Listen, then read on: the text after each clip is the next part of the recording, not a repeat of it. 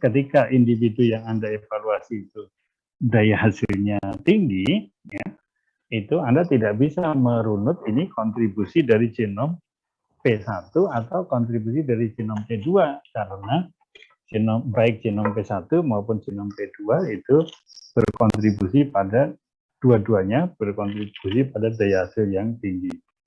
Maka tidak bisa digunakan untuk mengevaluasi hal tersebut. Sorry, laptop saya habis baterainya. Sebentar.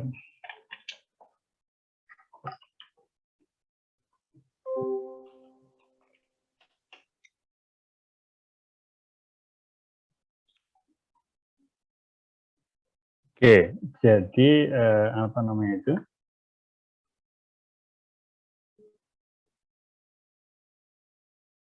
Ya, jadi apa namanya? Tadi mengapa kita memerlukan dua tetua yang kontras untuk fenotipenya itu karena kita ingin bisa merunut fenotipik pada populasi bersegregasi atau mapping fenotipik setiap individu pada populasi mapping atau mapping population tadi itu kita bisa runut dia mendapatkan genom kira-kira kontribusi genom dari P1K atau dari P2-nya. Ya.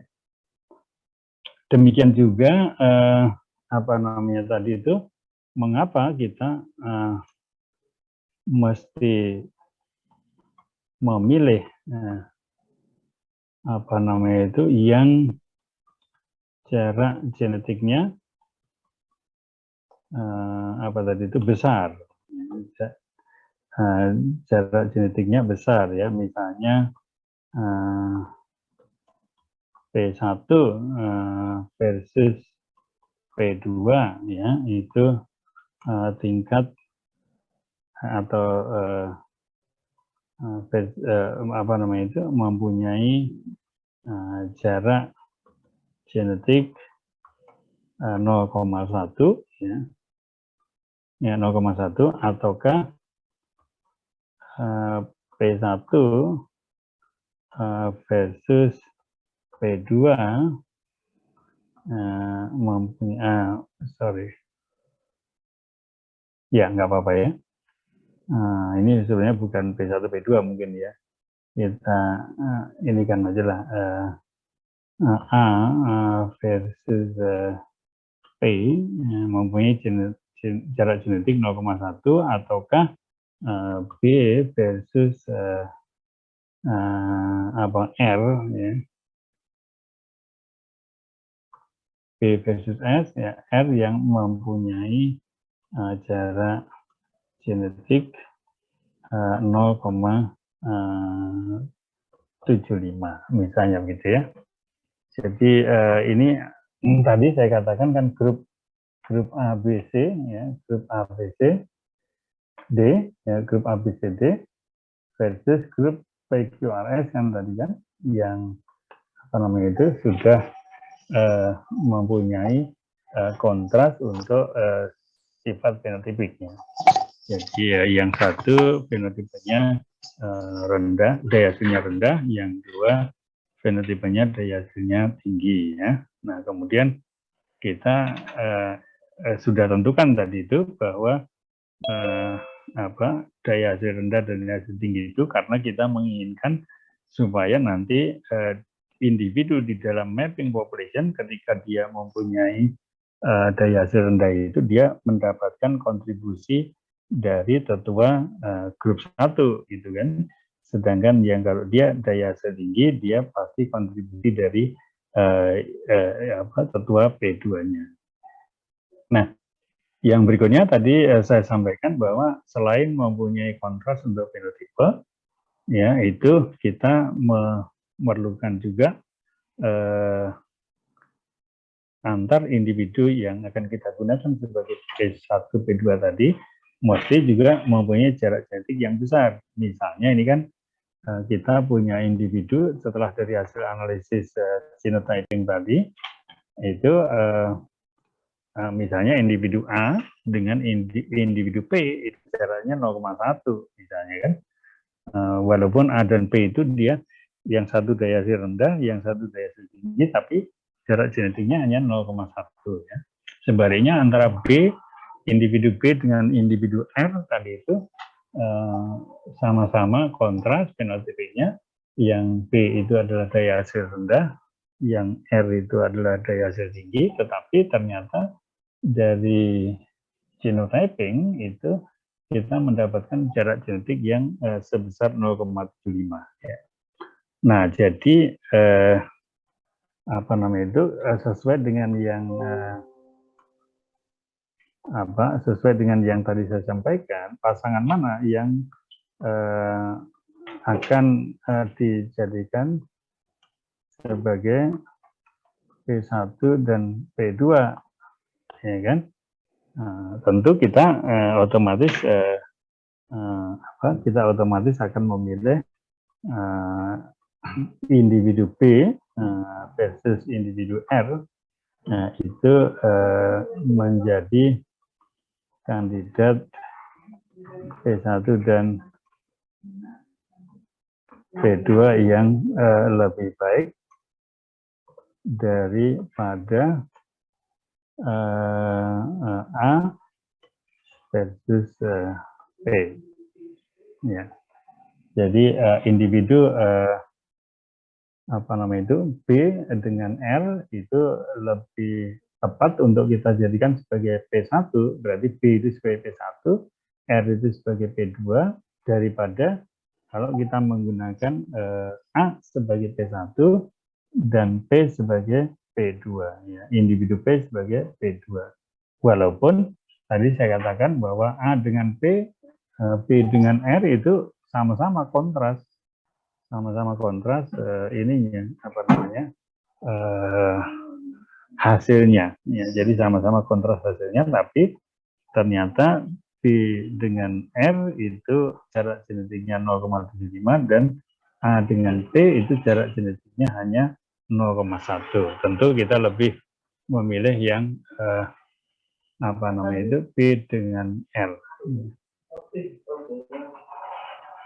Oke, di situ bisa ditangkap maksudnya atau tidak?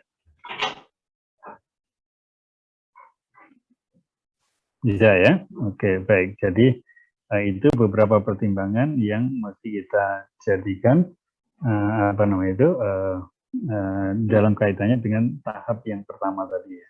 Nah, masih ada lagi apa namanya itu pertanyaan, mengapa kalau jarak genetiknya besar, ya dalam hal ini 0,75 itu lebih baik dipakai sebagai P1 dan P2, ya, ya. Sedangkan yang jarak genetiknya kecil, ya, kecil dalam hal ini 0,1,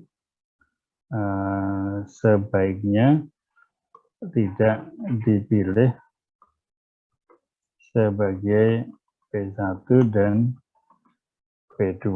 Ya. Mengapa? Kalau jarak genetiknya besar, kok itu harus kita pilih sebagai, atau lebih kita pilih sebagai calon tetua P1 dan P2, sedangkan yang jarak genetiknya kecil, ya, nah itu sebaiknya tidak kita pilih sebagai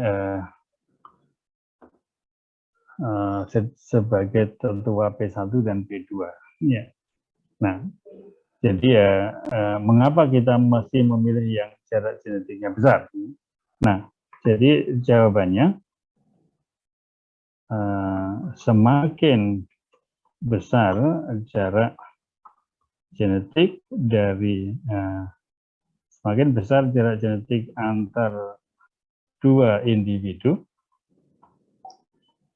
maka semakin banyak lokus yang alel apa namanya itu, semakin banyak lokus yang alel antar individunya itu polimorfik. Ya, jadi misalnya tadi saya katakan apa namanya itu A versus P itu jarak genetiknya 0,1. Nah, 0,1. Ya, jarak genetiknya 0,1. Maka artinya dari 100 lokus yang dievaluasi, ya, jadi 100 lokus yang dievaluasi antar A versus P, ya, antar A versus P, ya, maka apa namanya itu alel yang polimorfik hanya ditemukan di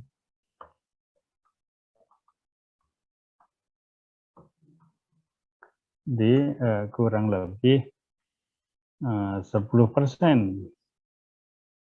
ya dari total alel yang dievaluasi.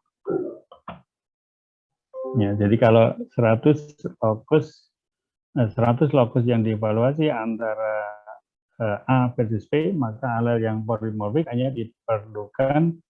ditemukan di 10% kurang lebih dari total alel yang dievaluasi. Berarti dalam hal ini apa namanya itu hanya 10 lokus dari 100 yang polimorfik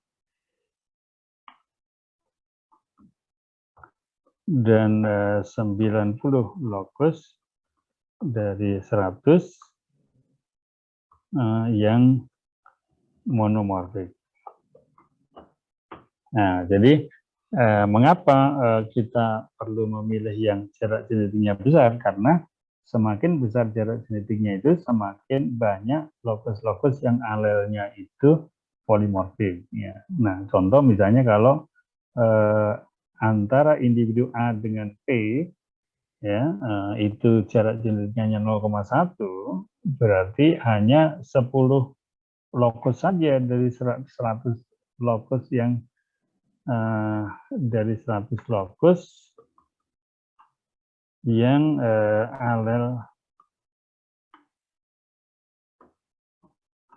alelnya polimorfik. Berarti yang 90 lokus dari 100 lokus alel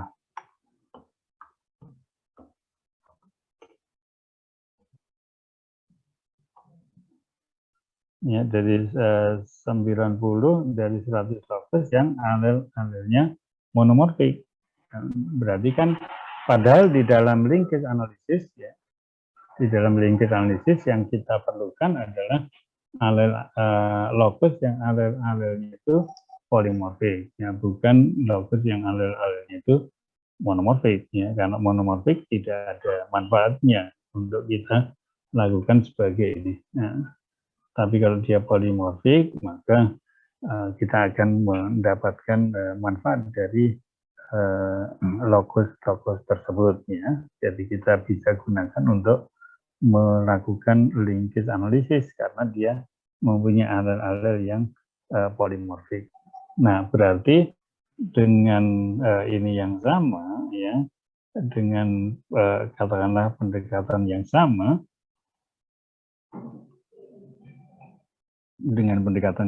kita bisa menentukan juga sama antara tadi itu B dengan R, ya, yang jarak genetiknya itu 0,75, ya, artinya dari 100 lokus yang dievaluasi antara B dengan R tadi, maka alel-alel yang polimorfik hanya Maka alel-alel yang polimorfik ditemukan di kira-kira 75% dari total alel yang dievaluasi, dan hanya 25%,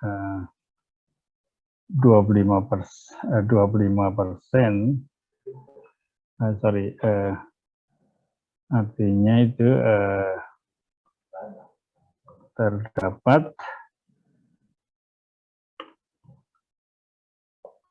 75 lokus dari 100 yang alel-alelnya polimorfik, dan 25 lokus dari 100 lokus yang alel-alelnya monomorfik. Ya, tentu dalam hal ini tentu kalau kita ingin melakukan linkage analisis, ya kita ingin yang 75 lokus itu polimorfik, ya 25 lokus monomorfik dibandingkan yang 10 lokus 10 lokus polimorfik dan 90 lokus monomorfik. Makanya kita menginginkan jarak genetik yang sebesar-besarnya, supaya karena yang jarak genetik sebesar-besarnya itu setara dengan banyaknya lokus-lokus yang alelnya itu polimorfik, ya. Makanya kalau kita membuat persilangan antara A dengan P, ya,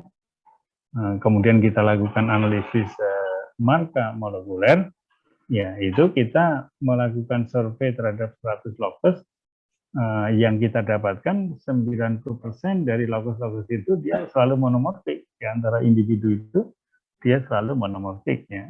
Sedangkan yang 10% saja itu yang ditemukan polimorfik, ya. Padahal yang kita bisa pakai untuk mapping atau linkage analisis itu hanya yang lokus-lokus yang polimorfik, ya. Sedangkan yang monomorfik tidak ada manfaatnya, ya. Makanya B dengan R yang jarak genetiknya itu 0,75, itu artinya lebih kita pilih, karena dari 75% lokus-lokusnya itu akan polimorfik, sedangkan yang 25% itu akan monomorfik, ya.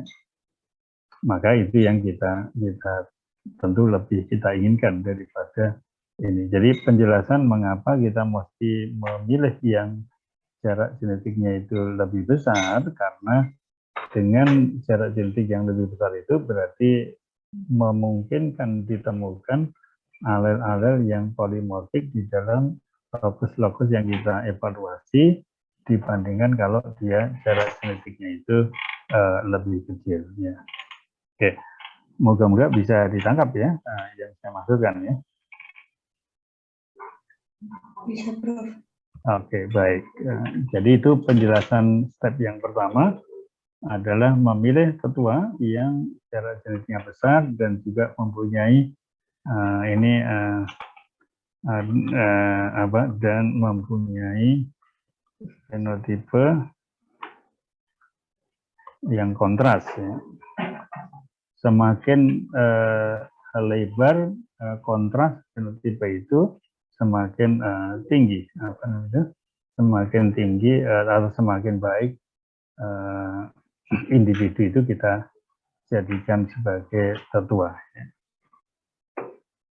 Nah, tadi saya katakan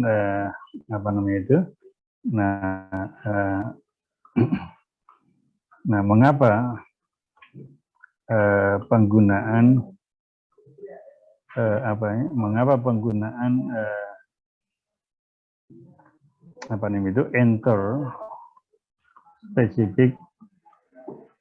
interspecific hybrid lebih diinginkan dalam kaitannya dengan memilih P1 dan P2. Ya, jadi tadi saya sampaikan di depan juga bahwa kalau kita bicara tentang plasma nutfah yang intraspesies, ya, kalau memilih plasma nutfah yang intraspesies, maka yang perlu kita pilih adalah yang jarak genetiknya itu terbesar, ya, jarak genetiknya terbesar. Karena alasan tadi bahwa kalau jarak genetiknya itu besar, berarti semakin besar kemungkinan kita akan mendapatkan lokus dengan alel-alel yang polimorfik, ya. Kemudian yang kedua, yang daya hasilnya itu kontras, artinya yang satu tinggi, yang satu rendah, ya. Nah, karena apa? Karena kita nanti ingin mengetahui individu di dalam mapping population itu, dia kalau hasilnya tinggi berarti otomatis kita bisa referensikan ke P2 yang daya hasilnya tinggi. Sebaliknya kalau dia daya hasilnya rendah, maka bisa kita referensikan ke P1 yang daya hasilnya rendah tadi itu, ya. Nah, terus kemudian tadi ada saya sampaikan bahwa dalam hal tertentu, ya, artinya kalau seandainya masalah sexual incompatibility itu tidak menjadi masalah, atau kalau sexual incompatibility walaupun jadi masalah itu tetap bisa diatasi, artinya kita bisa mendapatkan interspecific hybrid yang kita inginkan. Kemudian interspecific hybrid itu bisa menurunkan populasi bersegregasi, maka penggunaan interspecific hybrid itu lebih diinginkan dalam kaitannya dengan memilih P1 dan P2 tadi, atau atau dalam mengembangkan mapping population, ya.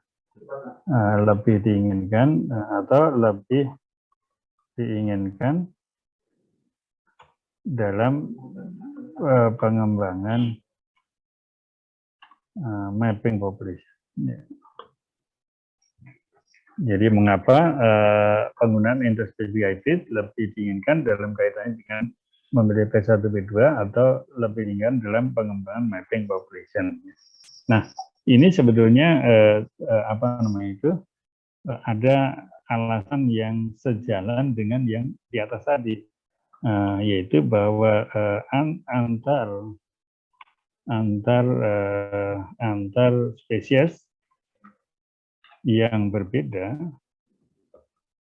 ya, katakanlah satu spesies komersial, ya, versus spesies liar,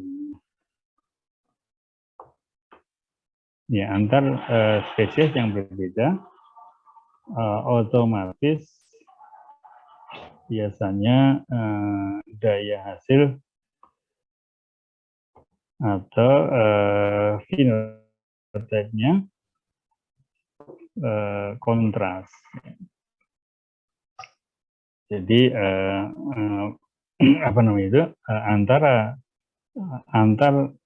antar spesies yang berbeda itu otomatis biasanya itu akan spesies mempunyai fenotipe yang kontras. Misalnya spesies komersial biasanya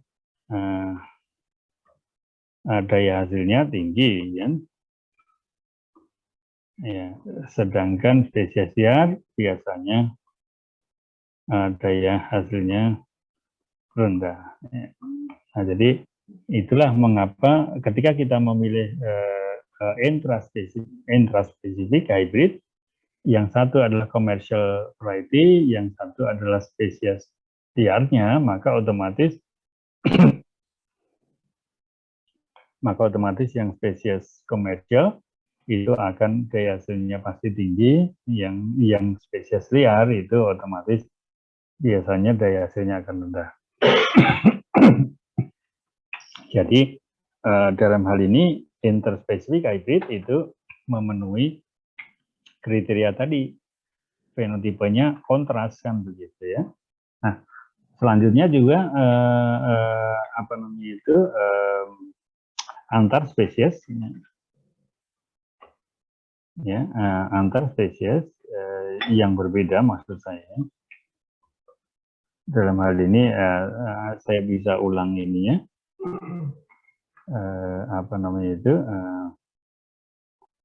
kalimatnya. Jadi antar spesies yang berbeda, spesies komersial versus spesies liar, otomatis biasanya lokus lokus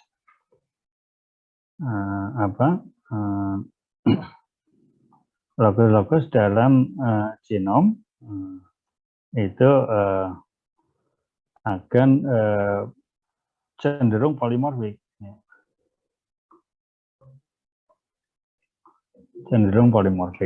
spesies komersial biasanya mempunyai alel yang berbeda dengan spesies liarnya.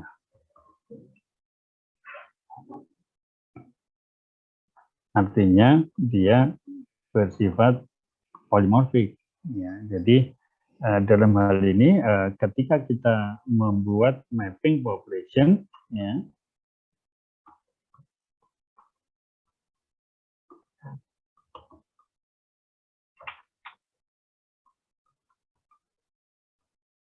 kita ketika kita ingin membuat mapping population, untuk analisis linkage,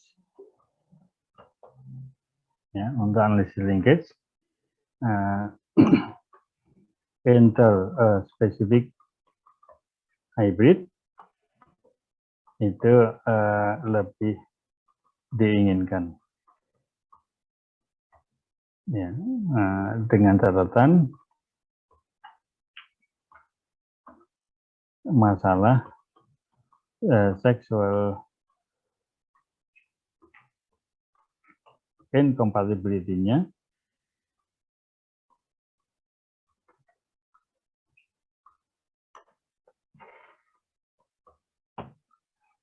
bisa diatasi masalah sexual incompatibility-nya.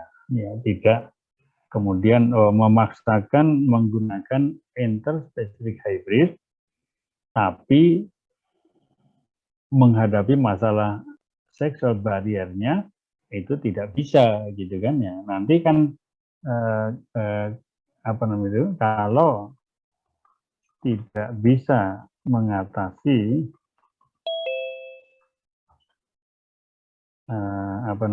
tidak bisa mengatasi sexual incompatibility-nya,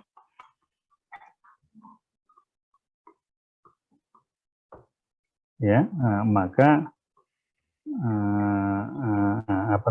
sulit dilakukan karena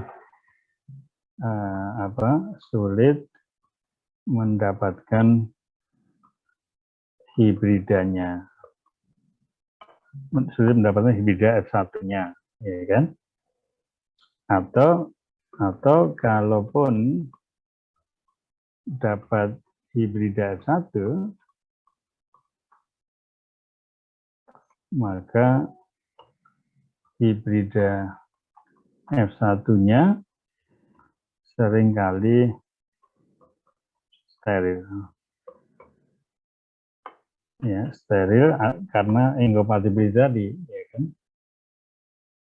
Jadi kalau kita memaksakan, udah tahu bahwa mendapatkan F1 hybridnya itu sulit, ya, tapi kita tetap berusaha dan ternyata dapat minimal satu interspecific hybrid. Nah, masalahnya belum selesai, karena kalaupun kita dapat F1, tanaman F1, ternyata tanaman F1-nya itu bisa jadi menjadi steril, artinya tidak bisa menghasilkan polen, kemudian tidak bisa menyerbuki, tidak bisa menghasilkan progeni, maksud saya.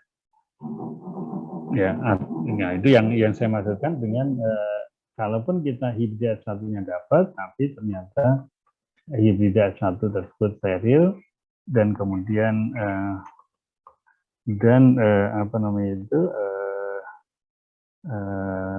progeni bersegregasinya sulit diperoleh.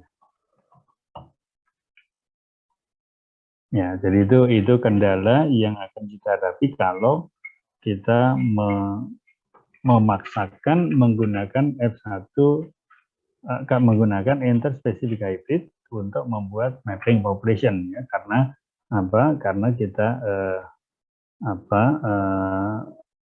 kalau kita tidak bisa mengatasi masalah interspecific sexual incompatibility pada interspecific hybrid itu, ya tentu kita akan menghadapi masalah tadi, minimal menghasilkan hybridnya susah, ya, karena dia mungkin mengalami embryo abortion, ya, sehingga harus dilakukan embryo rescue misalnya, kan. Kemudian sudah berhasil melakukan embryo rescue, ternyata bisa jadi hybrid yang didapat itu ternyata steril, ya. Nah, jadi kalau sudah begitu kita susah mendapatkan mapping population yang jumlah individunya itu tertentu yang kita inginkan tadi. Oke, jadi intinya kalau memang bisa kita dapatkan yang interspesifik itu lebih baik kita gunakan, karena langsung otomatis dari sisi phenotypicnya pasti kontras, dan dari sisi lokus-lokusnya pasti polimorfik, ya. Namun tadi kendalanya adalah di bagian sexual incompatibility-nya yang harus kita bisa atasi agar bisa mendapatkan populasi bersegregasi yang kita inginkan, ya. Jangan sampai nanti terjadi bahwa populasi bersegregasinya tidak bisa didapatkan karena adanya masalah sexual incompatibility akibat interspesifik yang kita ingin hasilkan itu tidak kompatibel antara satu dengan yang lain. Nah, dalam konteks seperti itu tentu kita kita lebih baik menggunakan intra spesies yang ini. Ya, dalam hal ini berarti jika masalah ini tidak bisa diatasi, ya, maka lebih baik memakai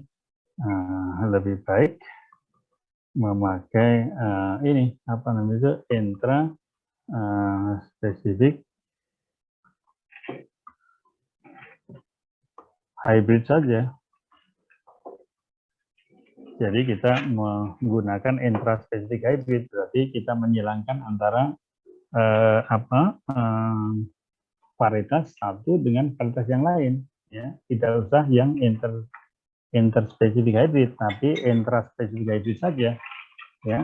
Kita buat persilangan antar varietas hanya dalam hal ini karena intra varietas, maka tadi kita harus menentukan jarak genetiknya dulu, ya. Jangan langsung dipilih intraspecific kemudian asal comot saja sebagai P1 dan P2-nya, tetapi kita pilih yang intraspesifik tapi fenotipiknya kontras dan juga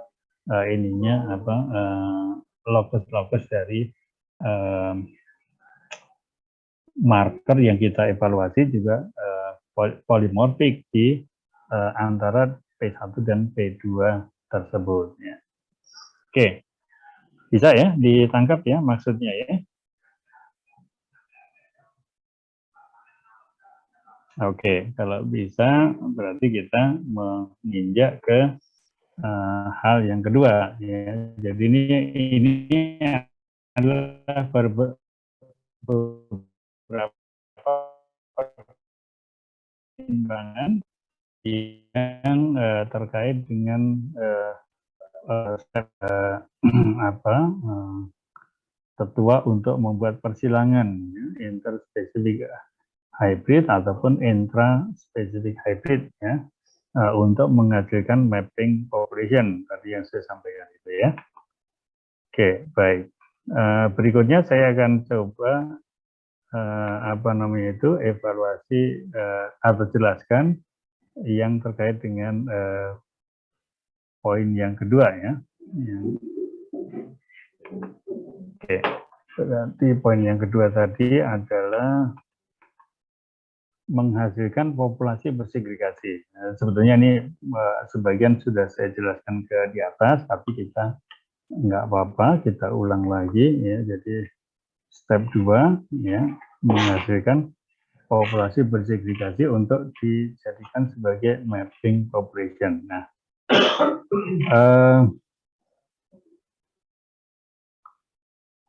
mana tadi itu? Oke, ini ya.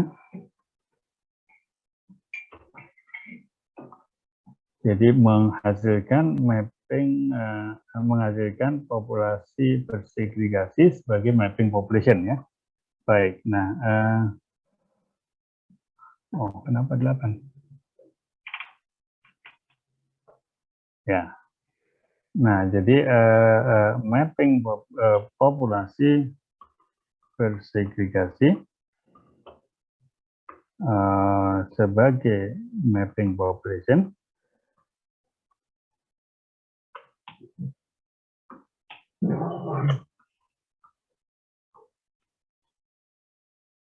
ya bisa berupa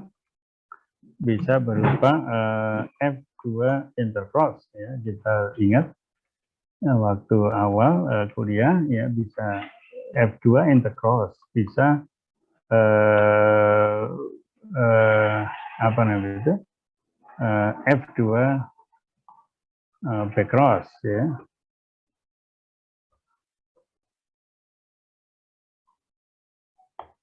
Nah, tadi itu F2 backcross bisa ya. Yang dimaksud dengan mapping population itu adalah populasi bersegregasi yang bisa berupa F2 intercross, bisa F2 backcross, bisa apa namanya itu near isogenic lines, bisa apa namanya itu rekombinan inbred line. Ya, ingat yang kemarin kita di pembahasan populasi ya, jadi F2 intercross, F2 backcross, F2 intercross ini kalau kita memakai advanced generation-nya itu akan menjadi rekombinan inbred line ya. Atau F2 backcross yang kalau kita advanced generation dari F2 backcross itu akan menjadi near isogenic line ya. Kemudian yang selanjutnya adalah kita bisa menggunakan populasi test cross ya. Kemudian bisa menggunakan populasi pseudo test cross. Ya, jadi ingat itu yang kemarin kita bukan ya, berarti apa namanya? Ya, berarti untuk membuat mapping population itu bisa menggunakan atau bisa berupa populasi F2 intercross atau rekombinan inbred line, F2 backcross atau near isogenic lines, atau juga bisa test cross, bisa juga pseudo test cross. Nah, yang diturunkan dari apa namanya itu persilangan antara P1 dan P2. Jadi misalnya P1 dan P2 itu kita silangkan sehingga menghasilkan hybrid kan, hybrid P1 kan, F1 kan. Kemudian dari situ kita lakukan selfing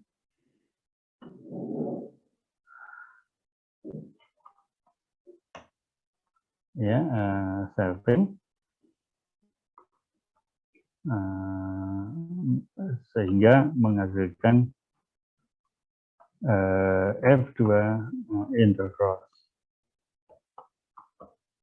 Ya kan? Ingat yang waktu kita kuliah pertama itu, atau kita ya menggunakan persilangan ini apa namanya itu P1 kali P2 mendapatkan F1, kemudian ini disilangkan dengan P2 ya, sehingga mendapatkan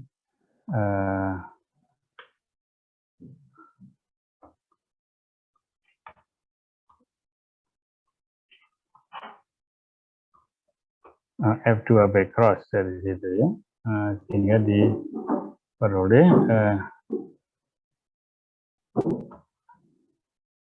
F2 intercross kalau kita selving.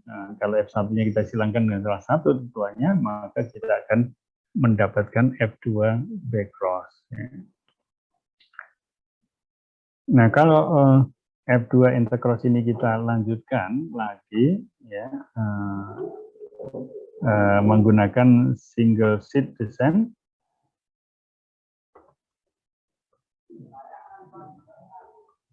Ya, single seat descent beberapa generasi, minimal 6 generasi,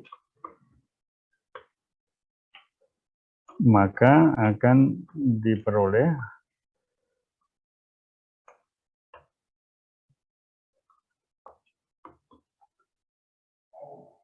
rekombinan inbred line.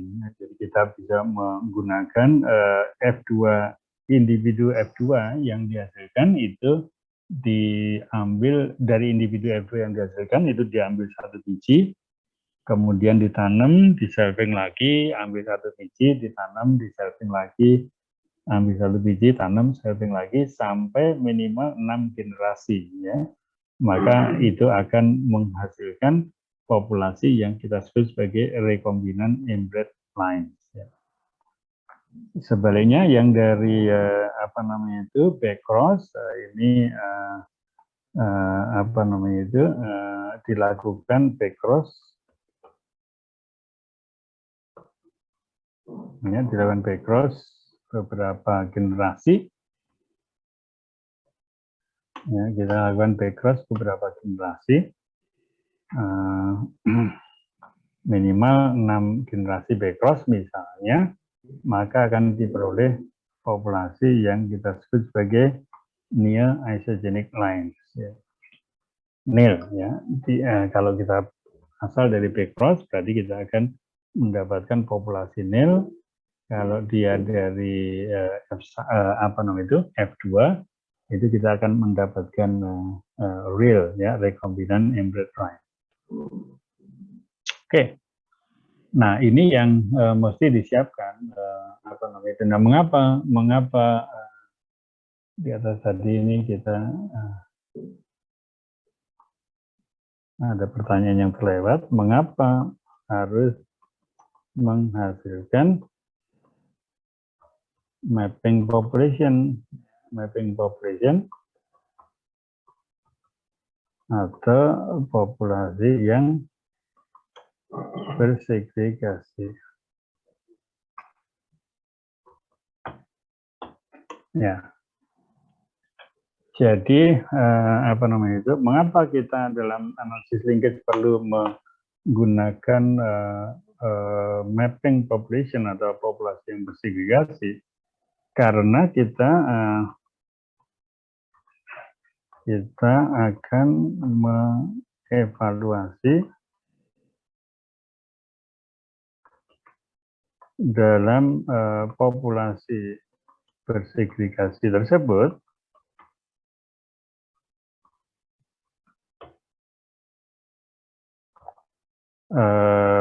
lokus apa atau ya lokus apa yang akan selalu bersegregasi bersama dan lokus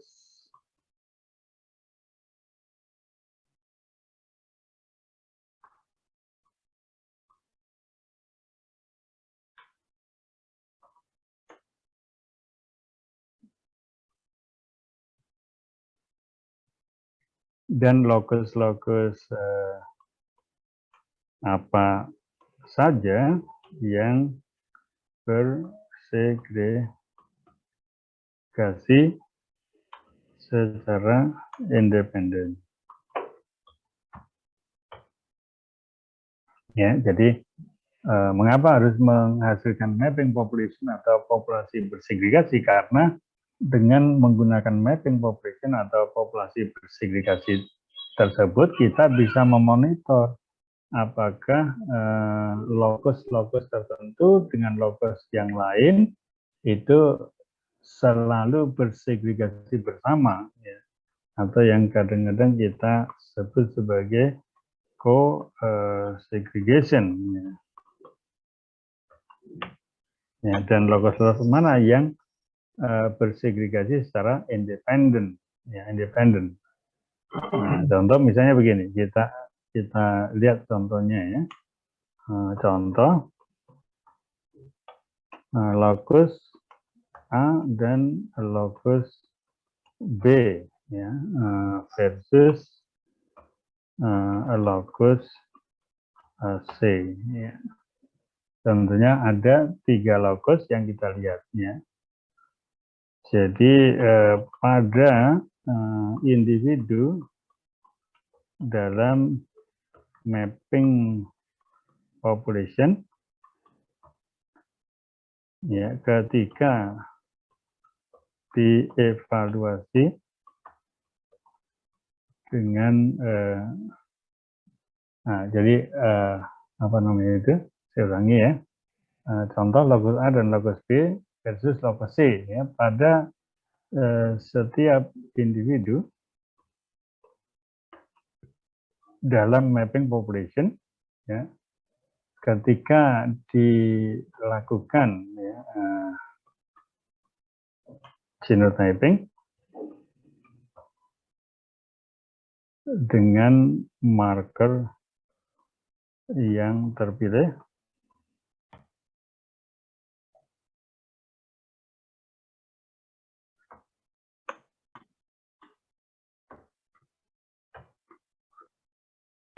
ketika dilakukan genotyping dengan marker yang terpilih,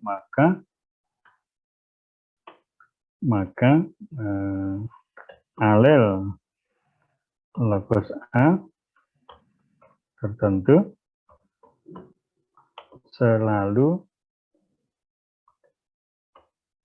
ada di setiap individu yang membawa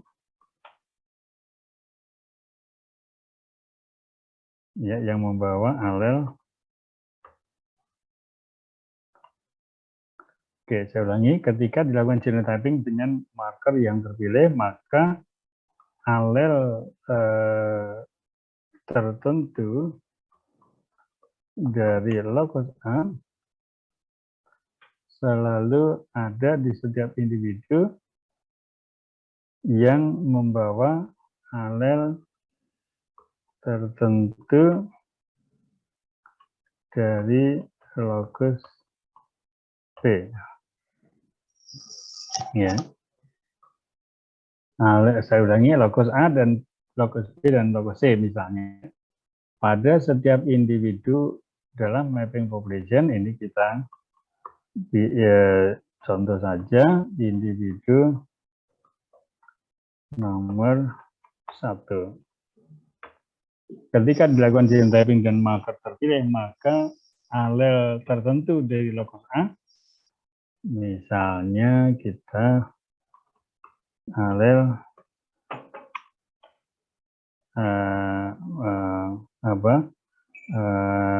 200 base selalu ada di setiap individu yang membawa alel tertentu dari lokus B. Misalnya lokus B alel 150 base pair. Ya. Ya, lokus A. Nah, ini katakanlah A besar.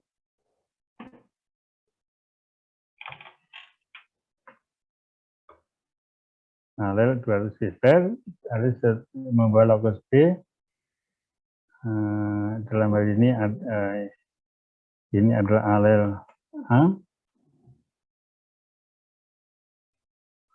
alel B, alel 150 ya. Nah, sebaliknya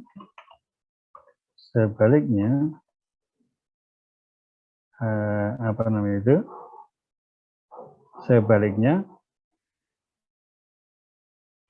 Sebaliknya alel A kecil yaitu alel untuk 300 base pair ya, selalu ada di setiap individu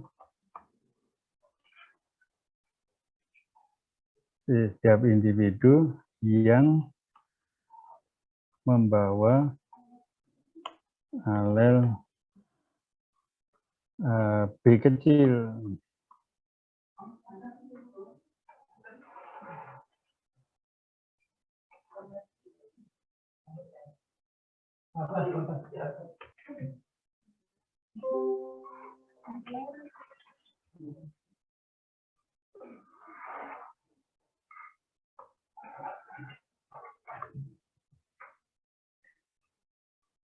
Nah, begini ya. Jadi kalau ada satu individu tertentu, dia membawa alel A besar, yaitu yang fragmen dengan ukuran 200 base pair. Ini mungkin ini alel A, itu maksudnya fragmen dengan ukuran 200 base pair ya. Selalu ada di setiap individu yang membawa alel tertentu dari locus B. Dalam hal ini alel locus B besar itu adalah fragmen dengan ukuran 150 base pair. Sebaliknya alel A kecil, ya alel A kecil itu adalah fragmen ya dengan ukuran 300 base pair, selalu ada di setiap individu yang membawa alel B, di mana alel B itu adalah fragmen ukuran 450 base pair. Ya. Nah, seperti itu. Jadi kalau individu itu membawa fragmen yang 300 base pair, maka dia juga membawa fragmen yang 450 base pair. Ya.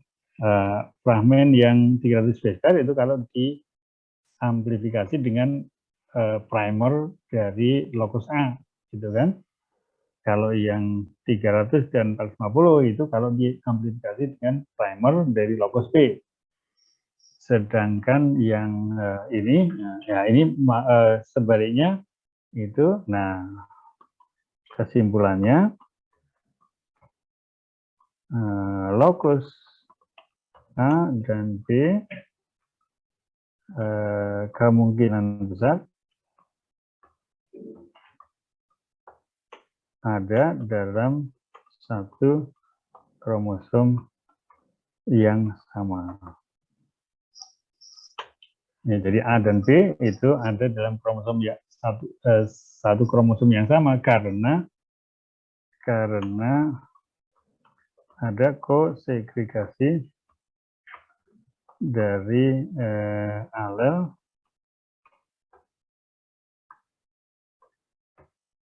pada locus A dan locus B.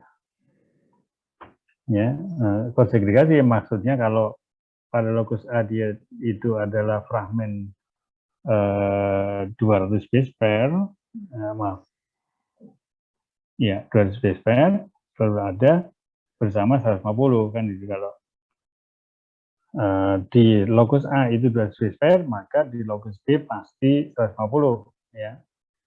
Sedangkan yang kalau di lokus A itu 300 base pair, maka yang di lokus B selalu 450 ya. Tidak ada ya individu dalam mapping population yang mempunyai alel lokus A berupa 200 base pair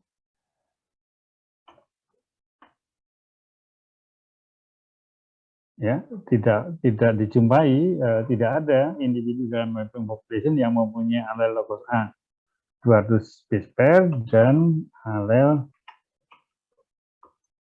lokus B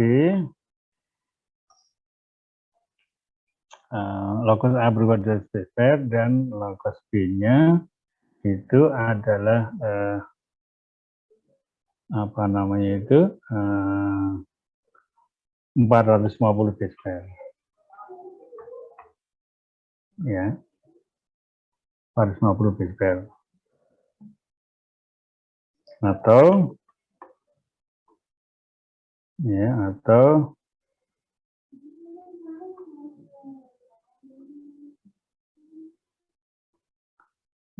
tidak ada individu dalam mapping population yang mempunyai alel lokus A berupa 150 base pair dan alel lokus B berupa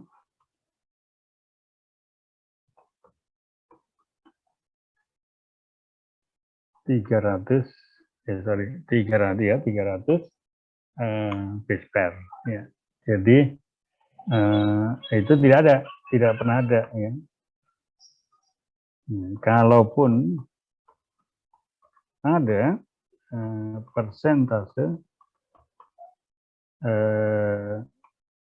individu rekombinan tersebut kurang dari 25%. Ya, ini kalau kita gambarkan ya barangkali lebih mudah membuat gambarnya. Mana ini ya? Oh, sorry. Maksud saya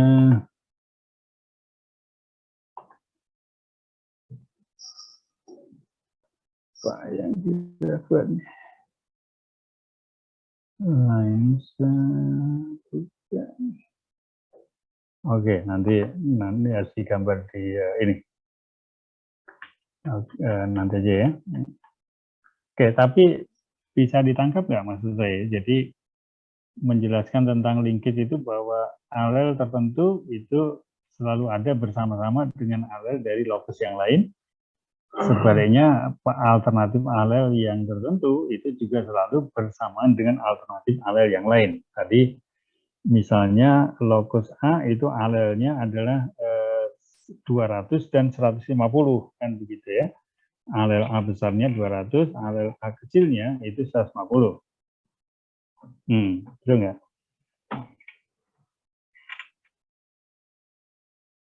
Sorry, A kecil A besarnya adalah 200 base pair, A kecilnya adalah 300 base pair, alel B besar itu ada 150, alel B kecil ada 450. Oke, jadi ini tadi ada salahnya. Penjelasan di bawah ini ada yang salah. Kesimpulannya A dan B kemungkinan besar dalam kromosom tidak sama dengan yang sama karena ada kosegregasi dari alel lokus A dan lokus B. Tidak ada individu masing-masing dalam mapping population yang mempunyai alel locus A berupa A besar 200 base pair dan alel locus B, ya, alel locus B itu berupa alel locus B-nya itu berupa tadi kan yang 200 base pair selalu bersama yang 300, ya kan? Sedangkan yang 150 selalu bersama dengan 450 kan gitu. Nah, jadi tidak ada yang 200 bersama locus B 450 atau tidak ada individu dalam mapping population yang mempunyai alel locus A berupa 300 alel locus A kecil, iya 300 base pair, dan alel locus B-nya itu adalah 100, alel locus B-nya adalah 150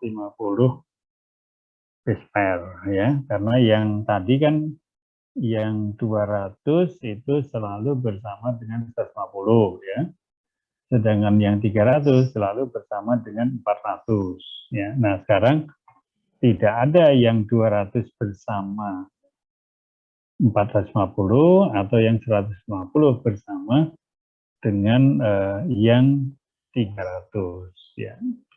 Atau yang A300 tidak pernah ada ditemukan bersama dengan 150 base pair. Ya. Kalaupun ada, persentase individu dengan alel alternatif tadi itu kurang dari 25%. Oke, baik. Moga-moga bisa ditangkap ya. Nanti kalau ini saya akan gambarkan di PPT, tapi nanti ya kita lihat di belakang. Baik. Nah, ini yang mesti kita pahami dulu ya, bahwa menghasilkan populasi bersegregasi tadi itu menjadi prasyarat untuk kita bisa menentukan adanya kosegregasi. Contoh kosegregasi yang saya ilustrasikan dengan kalimat seperti ini, tapi sebenarnya lebih mudah kalau kita ilustrasikan dengan gambar sebetulnya. Ya. Nanti kita coba kita lihatnya. Kemudian yang berikutnya bisa berupa populasi F2 intercross, F2 backcross,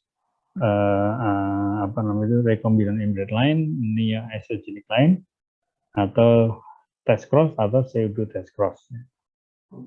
Nah, ini contohnya kalau F2 intercross itu P1 kali P2 dapat F1, F1-nya di selfing, itu adalah F2 intercross. Kalau kita lakukan selfing secara terus-menerus sehingga 6 generasi melalui single seed descent, itu berarti kita akan mendapatkan recombinant inbred line. Kalau P1 kali P2 disilangkan dengan salah satu tetuanya, F1-nya disilangkan dengan salah satu tetua, itu kita mendapatkan F2 backcross. Kemudian dilakukan backcross selama minimal 6 generasi dengan tetua P2, maka kita akan mendapatkan near isogenic lines. Ya. Dan seterusnya, itu nanti yang dimaksud dengan populasi bersegregasi adalah itu, ya. Jadi itu yang kemudian kita pakai sebagai mapping population. Mengapa mapping population? Karena kita ingin bisa melakukan analisis kosegregasi tadi itu. Sorry. Oke, penjelasan step yang ketiga, primer screening. Ya, jadi kita mesti melakukan primer screening untuk mengidentifikasi lokus-lokus yang polimorfik untuk tanaman yang dievaluasi. Nah, berkaitan dengan ini, ya, berkaitan dengan primer screening, maka kita bisa melakukan screening pada screening dapat dilakukan dengan beberapa pendekatan, ya. Beberapa pendekatan, ya. Antara lain jika mapping population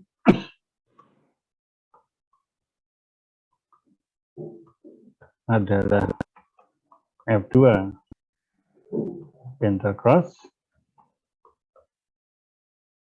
artinya ini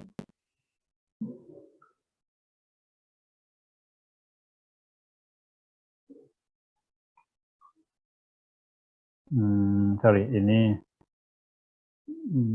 mana tadi dah?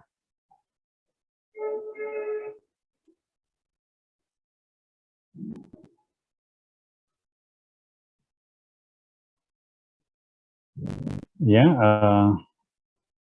melalui beberapa pendekatan, ya. Kalau dia begini, apa namanya itu?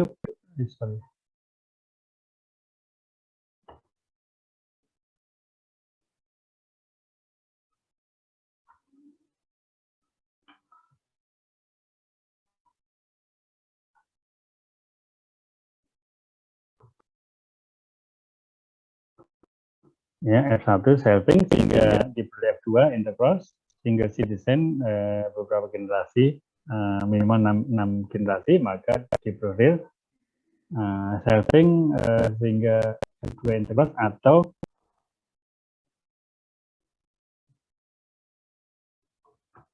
atau diperoleh rekombinan embryo lain, ya.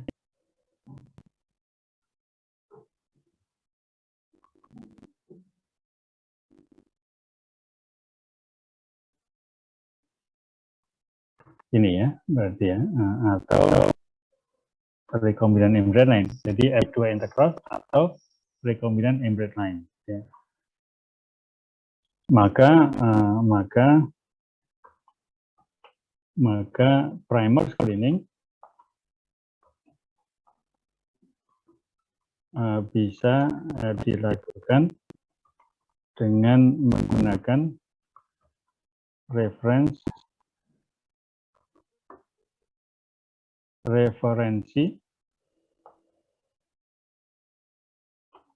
DNA satwa P1 dan P2,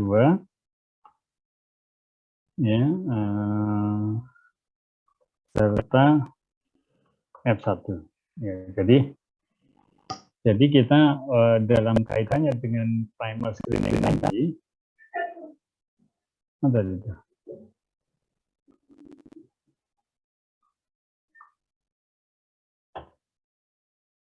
Oh, sorry. Serta F1.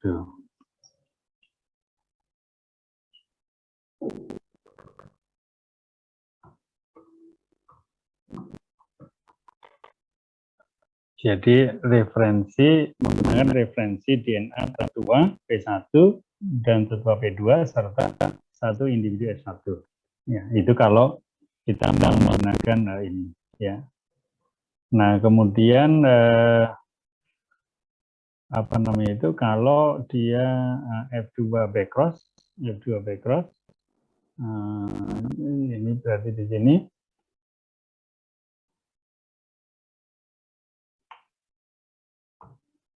jika mapping population adalah F2 backcross, P1, P2 dan seterusnya tadi, ya, atau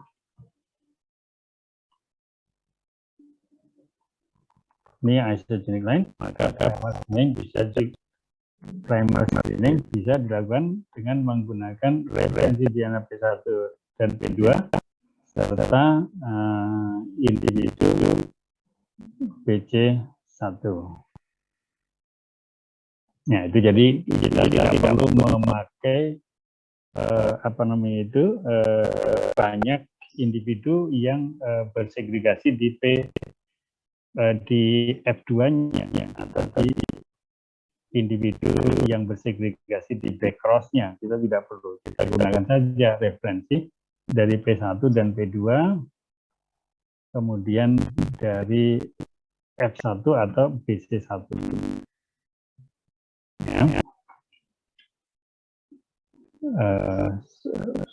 Ini tadi satu individu F1 karena kan dia belum sampai ke backcross. Oke. Primer yang diinginkan,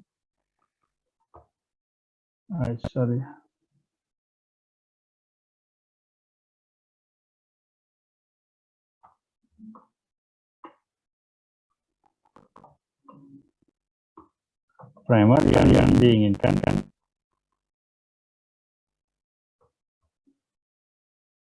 adalah jika lolos saringan sebagai berikut. Ya, primer yang diinginkan adalah dia lolos saringan sebagai berikut. Satu, menghasilkan amplified product.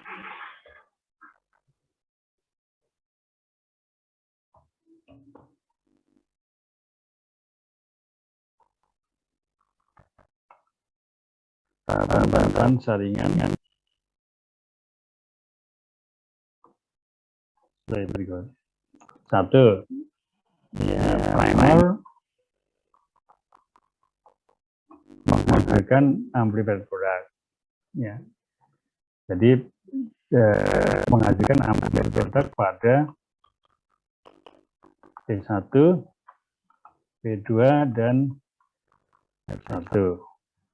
Ya, jadi dia masih amplified product dulu. Karena kalau artinya kalau amplified product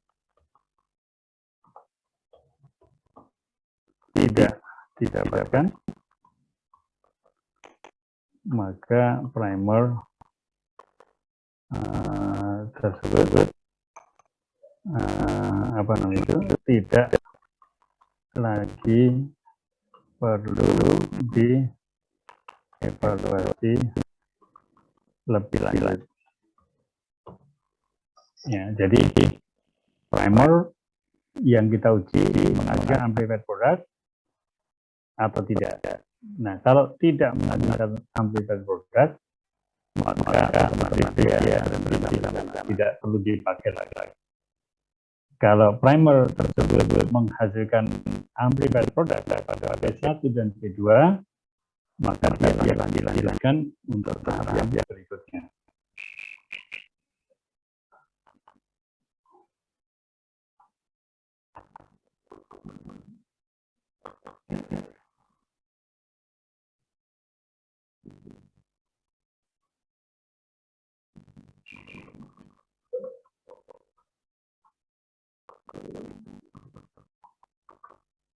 Ya, kalau ada amplified berarti lanjut ke tahap berikutnya. Kalau amplified product tidak didapatkan, primer tidak lagi perlu dievaluasi lebih lanjut. Ya. Oke. Nah, ke berikutnya, jika amplified product, ingat ya tadi P1 ini adalah hasil rendah, P2 adalah hasil tinggi.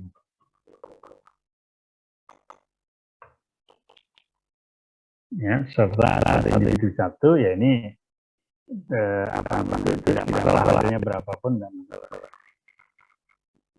jadi primer yang diinginkan adalah jika lolos kalau dia masih amplified product pada P1, P2, F1 lanjut ke tahap berikutnya. Kalau amplified product tidak didapatkan pada semua individu P1, P2 dan F1, maka primer tidak perlu dievaluasi lebih lanjut. Oke. Jika Nah, sekarang kalau jika amplified product yang didapat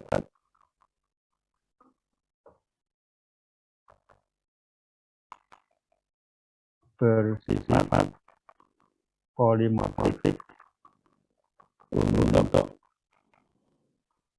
P1 dan P2 untuk P1 dan P2 itu polimorfik serta pada F1 juga ditemukan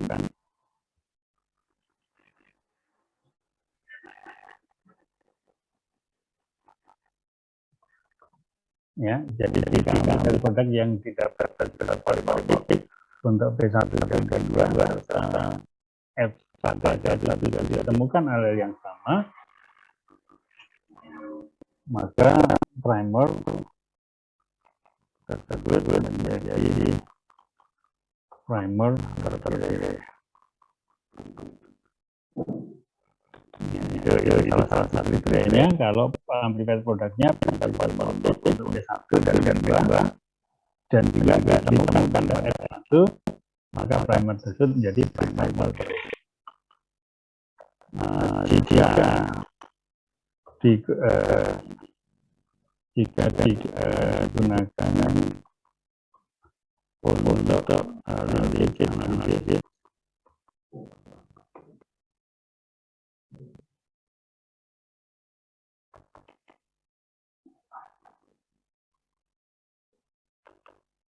Jika digunakan untuk analisis amplified product juga dapat dilakukan untuk pada satu ada alel yang sama, maka primer tersebut dapat digunakan. Ya. Sebaliknya kalau jika digunakan untuk analisis antar marker, jika digunakan tingkat analisis antara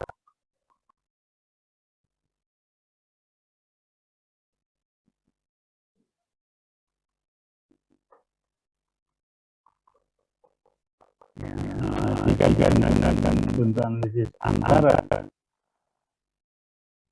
locus marker versus penentu daya hasil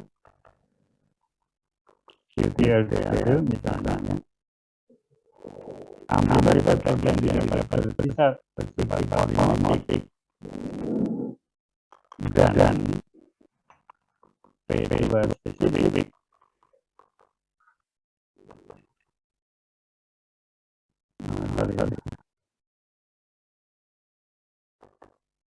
Jadi bersifat polimorfik untuk P1 dan P2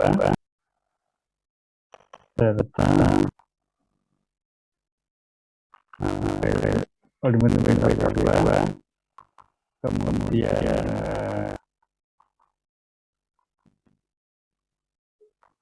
amplified produknya bersifat P2 spesifik serta pada satu juga ditemukan alel yang sama, maka primer menjadi primer terpilih. Ya, ini maksudnya begini ya. Maksudnya begini, ini mungkin agak kebingungan yang panjang dan saya juga waktu saya mencoba ini sifat juga ini. Jadi tadi saya kira satu itu low yield, P2 itu adalah high yield.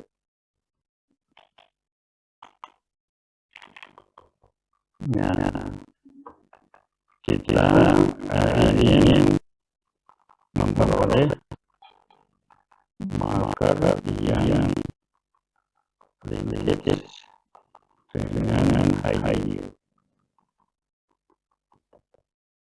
ya kan? Maka marker yang kita cari harus ada di genom PP2. Ya, jadi marker yang kita cari adalah marker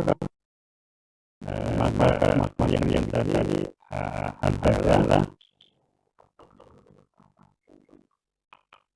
marker yang ada di genom PP2, bukan di genom PC1. Ya. Oleh karena itu jika lolos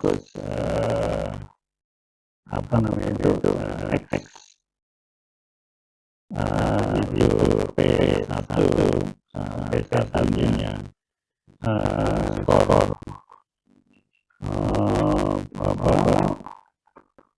positif dan P2 skor negatif. Oleh karena itu kalau X ya, P1-nya skor positif dan P2-nya skor negatif, maka ini dia maka lolos X itu polimorfik ya, tetapi lolos X tidak perlu dipakai lagi karena alel positif muncul pada genom PC1, sedangkan sifat hasil ini ada di genom PP2, sehingga alel polimorfik yang PC1 spesifik seperti itu tidak ada manfaat. Oke, itu pertama ya. Mereka juga lolos X. Nah, ini saya bikin ini ya. Contoh. Kalau X1 ini hasilnya ini kemudian dia bikin contoh lagi. Contoh kalau lolos Y. Nah, B1 skor negatif, P2 skor positif, maka kalau itu polimorfik, tetapi lolos itu lolos Y itu polimorfik dan lolos Y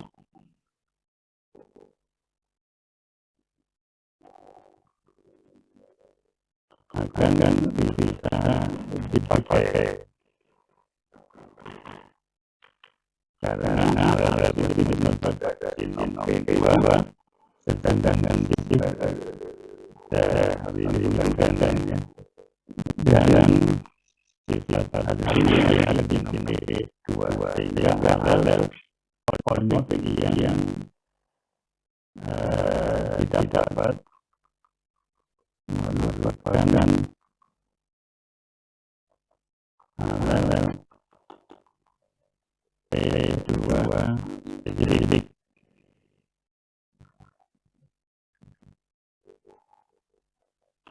Dan ini yang kita ingin. Oke, mudah-mudahan ada ya. Jadi lolos X saya katakan ya polimorfik, tetapi karena yang positif itu pada sedangkan sifat pada itu adalah kontribusi dari PP2 maka walaupun dia polimorfik tapi karena tesis ada jadi diri tidak ada bahannya tidak digunakan. Yang kedua itu adalah Y P1-nya negatif maka log Y itu polimorfik karena dia biasa sensin. Kemudian log Y akan menjadi P karena ada dirinya muncul pada kedua dan pada diri ada di nomor 2 dan ada polimorfik yang tidak berpengaruh terhadap P12 dan ini ada yang kita inginkan. Nah, jadi semua yang sifatnya itu P2 itu kita lolos lagi. Artinya ya ini akan lolos lagi. Sedangkan yang sifatnya itu P1 spesifik itu tidak lolos lagi ya. Tidak kita kenakan lagi walaupun kita dia positif tapi tidak kita kenakan lagi karena dia berbagai P1 spesifik sedangkan P1 adalah yang punya ganda kita ingin yang untuk kita tinggi hanya P2 berarti kita mendapati yang sifat P2 spesifik bukan P1 spesifik. Jadi polimorfik dan P2 spesifik ini yang kita inginkan ya. Nah kalau tadi atas itu karena tujuannya hanya untuk melakukan analisis ya kan hanya melakukan analisis maka tidak masalah apakah dia P2 spesifik atau P1 spesifik ya. Yang pokoknya dia P1 dulu P2 tidak dan kemudian dia diikuti IF namanya masih ditemukan maka ini akan menjadi pilihan tidak asalnya dia politik maka dia akan terpilih ya.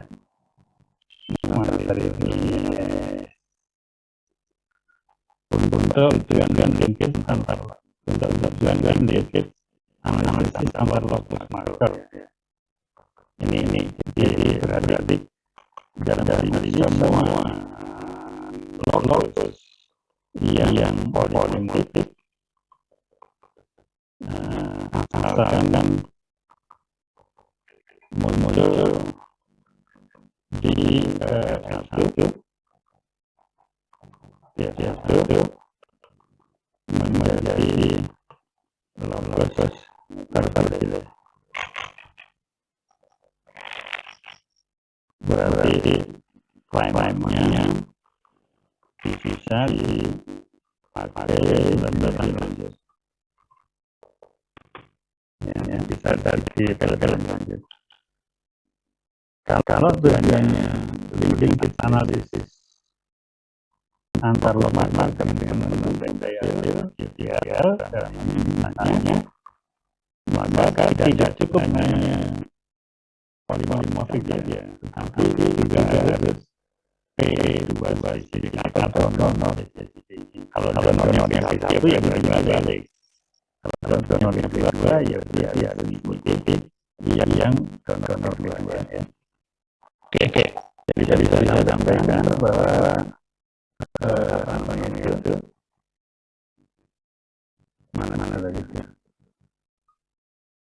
Jika digunakan Indonesia dua spesifik serta pada saat itu digunakan juga maka menurut menjadi prime yang yang contohnya contoh yang dimaksudkan dengan spesifik adalah yang nomor satu.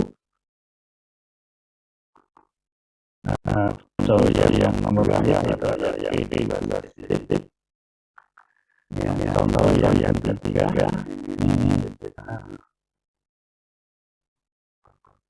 lihat lagi contoh yang ketiga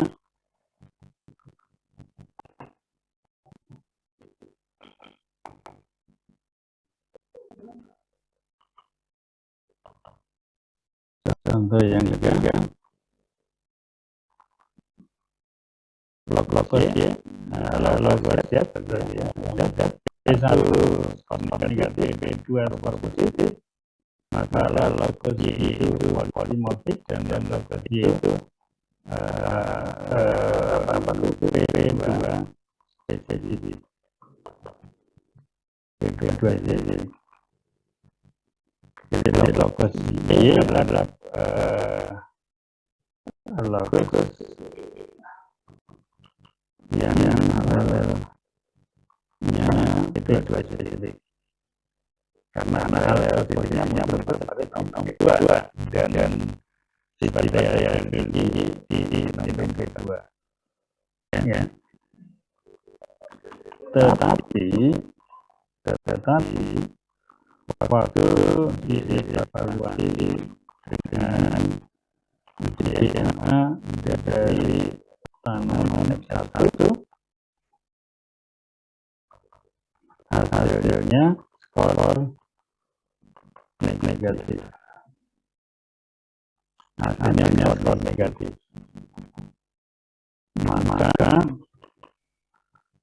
logos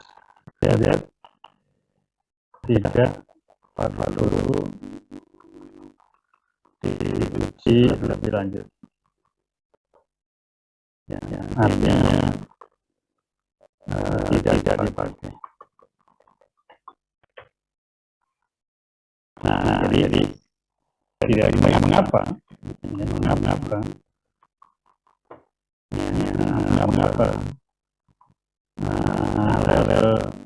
Halnya polimorfik. Kemudian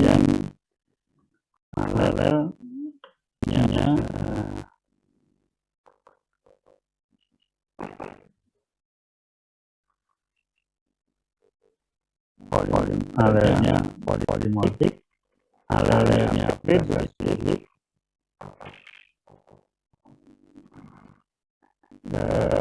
tetapi kenapa tidak terpilih? Kenapa tidak terpilih?